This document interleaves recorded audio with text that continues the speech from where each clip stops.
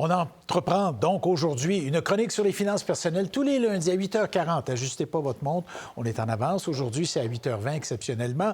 Clémence Pavic qui va ouvrir le bal en alternance avec Olivier Bourque. On retrouve donc Clémence. Bonjour. Bonjour, une collègue qui travaillait avec nous il n'y a pas si longtemps aujourd'hui dans les pages économiques du Devoir. Vous vous êtes penché. Il y a une fête cette semaine, en milieu de semaine. Oui.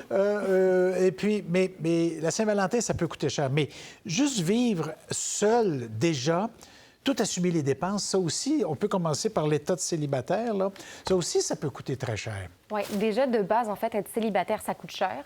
Il suffit de penser juste aux dépenses qu'on a assumées tout seul, par exemple le logement, oui. Rembourser son hypothèque, payer son loyer, tout seul, ça coûte beaucoup. En fait, ça pèse beaucoup plus cher sur le portefeuille plutôt que quand on est deux à devoir assumer ces dépenses-là. Par exemple, on peut aussi penser à amortir le coût d'une voiture. Ça aussi, ça coûte cher tout seul. Ouais. Alors, il y a toutes ces dépenses-là qui coûtent plus cher quand on est tout seul, mais il y a aussi le fait de chercher l'âme sœur en tant que telle, d'aller sur des dates, sur des rencarts qui coûtent cher, surtout avec l'inflation qu'on connaît aujourd'hui. Et d'ailleurs, il y a eu un sondage qui a été mené par The Hustle, qui est un média américain, et qui a remarqué en fait que les intervenants sont, pour la grande majorité, en fait, trouvent que le coût de la vie leur coûte beaucoup plus cher d'aller en date. Alors, il y a 4 personnes sur 10 qui réduisent la fréquence de leur sortie à cause de ça, parce que aller prendre un verre, aller au restaurant, tout est beaucoup plus dispendieux aujourd'hui.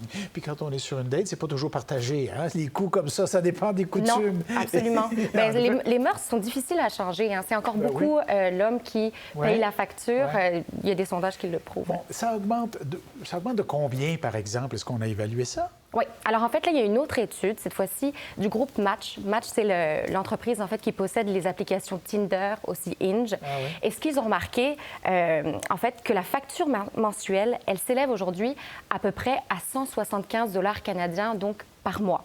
Si on rapporte ça un peu sur une année, c'est 2000 $ par année. Donc, c'est quand même assez conséquent sur un budget. Et en fait, ça fait à peu près une dizaine d'années que le groupe Match mène cette étude, sonde le public pour savoir combien est-ce qu'ils dépensent lors de leur date. Et on confirme cette tendance, ça augmente. En fait, la facture, elle aurait gonflé de 40 % en 10 ans. Et quand on regarde les statistiques canadiennes, rien que depuis le début de la pandémie, en fait, on voit que le prix au restaurant a augmenté plus vite que l'inflation générale. Ben oui. Et l'inflation générale, ça a déjà augmenté beaucoup. Mais pour vous donner une idée, la facture au restaurant, ça a augmenté de 20 % depuis janvier 2020, alors que l'inflation générale de 16 %. Donc, on voit que ça a augmenté beaucoup. Tout à fait. Bon, si on arrive au cœur du sujet, là, la Saint-Valentin, est-ce qu'on va dépenser encore autant? Comment on va se comporter? Alors là, il y a une étude du Conseil québécois du commerce de détail qui a fait un sondage auprès des Québécois pour savoir à peu près quel était leur budget. Et ce qu'on remarque déjà, c'est qu'il y a plus de Québécois que d'habitude qui veulent faire des dépenses pour la Saint-Valentin. Donc, il y a à peu près un tiers des Québécois cette année qui comptent en faire des dépenses pour cette fête-là. Bon, ça met un peu de pression. Oui, ça met un peu de pression, alors que d'habitude, c'est plus le quart des Québécois.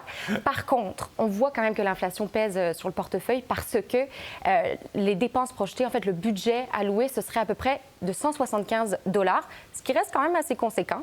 Mais quand on se compare à 2022, le budget, il était à l'époque d'à peu près 275 $. 275, donc, c'est une baisse de 100 $ d'à peu près 35 % en 2 ans. Donc, on voit que l'inflation pèse sur le pouvoir d'achat des ménages. Et ça, Marc-André, c'est un peu l'illustration que la politique monétaire de la Banque du Canada, elle fonctionne. Parce qu'en haussant les taux d'intérêt, ce qu'on cherche à faire, c'est de ralentir l'économie, de freiner la consommation. Ouais. Et visiblement, ça marche parce que les dépenses pour la Saint-Valentin en prennent un coup. Puis on ne veut pas mettre ça sur les cartes de crédit ou ces trucs-là, donc on réduit un peu, on abaisse tout ça. Hein? Voilà. Bon, ben, très bien. Donc, si j'ai bien compris ce que j'ai lu tout à l'heure, on va se retrouver, je sais, on va se retrouver aux 2 semaines, donc un petit peu plus tard, vers 8h30 normalement. C'est bon. Très à la bien. prochaine. Merci beaucoup. Bonne journée. Au revoir. Pour voir nos émissions en entier, rendez-vous sur la chaîne ICI RDI.